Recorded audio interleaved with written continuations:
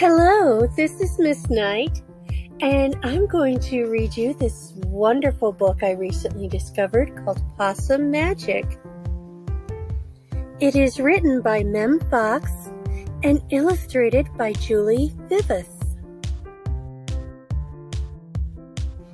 This is such a fun book that talks about the amazing animals and places in Australia through the magic of Grandma Poss. Once upon a time, but not very long ago, deep in the Australian bush lived two possums. Their names were Hush and Grandma Poss. Grandma Poss made bush magic. She made wombats blue and kookaburras pink. She made dingoes smile and emos shrink. But best of all was the magic that made Hush invisible. Oh, what adventures Hush had! Because she couldn't be seen, she could be squashed by koalas. Because she couldn't be seen, she could slide down kangaroos. Whee! Because she couldn't be seen, she was safe from snakes, which is why Grandma Poss made her invisible in the first place. But one day, quite unexpectedly, Hush said, "Grandma, I want to know what I look like. Please, could you make me visible again?" "Of course I can," said Grandma Poss, and she began to look through her magic books. She looked into this book, and she looked into that. There was magic for thin and magic for fat. Magic for tall and magic for small. But the magic she was looking for wasn't there at all.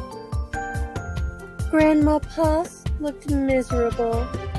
"Don't worry, Grandma," said Hush. "I don't mind." But in her heart of hearts, she did.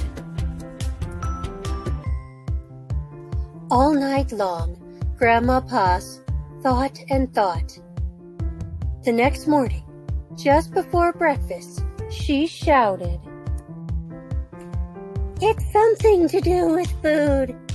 People food, not possum food. But I can't remember what. We'll just have to try and find it."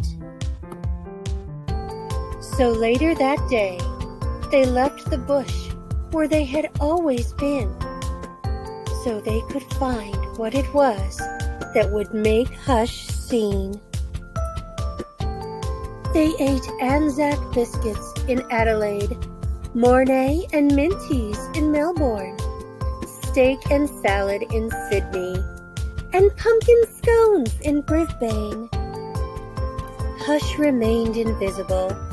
"Don't lose heart," said Grandma Poss. "Let's see what we can find in Darwin." It was there, in the far north of Australia, that they found a Vegemite sandwich. Grandma Poss crossed her claws and crossed her feet. Hush breathed deeply and began to eat.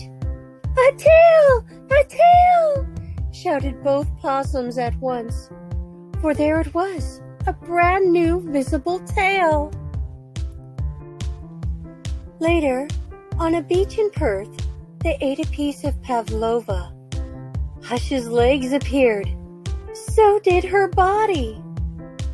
"You look wonderful, you precious possum," said Grandma Poss. "Next up, Tasmania!" And over the sea they went. In Hobart, late one night in the kitchen of the casino, they saw a lamington on a plate. Hush closed her eyes and nibbled. Grandma Poss held her breath and waited.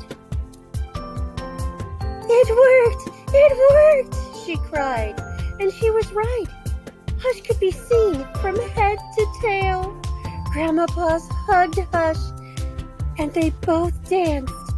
"Here we go round the Lamington plate," till early in the morning. From that time onward, Hush was visible.